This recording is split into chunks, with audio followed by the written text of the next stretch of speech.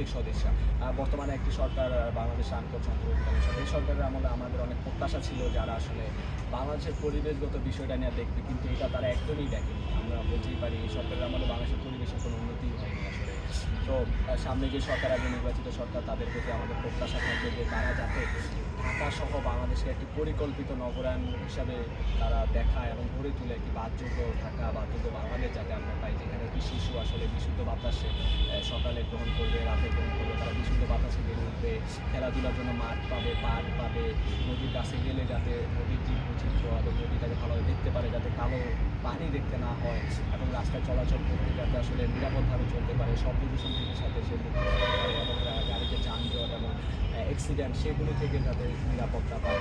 এবং আমাদের যে আসলে কৃষিটা যে নষ্ট হচ্ছে কীটনাশক ও পেস্টিসাইডের কারণে, তো এই কৃষিটা যদি আমরা নিরাপদ খাদ্যটাও যাতে পাই, এইটা নিয়ে আসলে কাজ করবে। তো এইগুলো আমরা প্রত্যাশা করছি।